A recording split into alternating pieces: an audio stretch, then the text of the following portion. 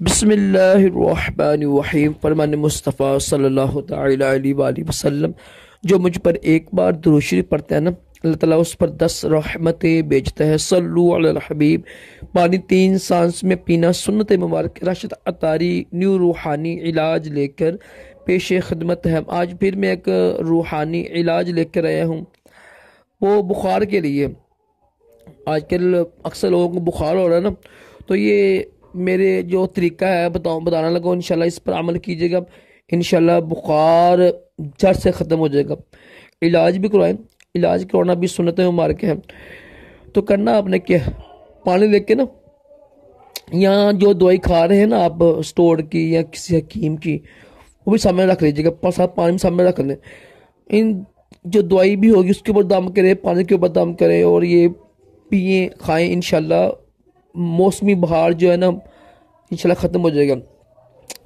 अवल आखिर दुरूशी पढ़ लीजिएगा कोई सा भी।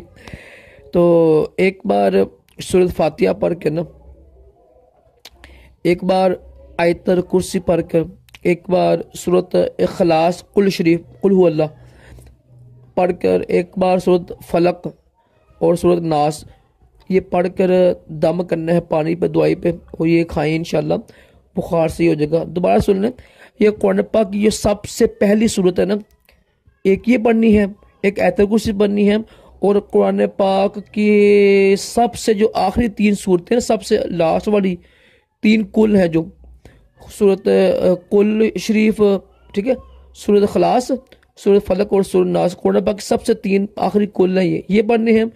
सूरत फातिहा और आयतल कुर्सी, ये 5 चीज़ें पढ़ कर दम कीजिएगा, इंशाअल्लाह अज़्ज़ व जल बुखार ख़त्म हो जाएगा।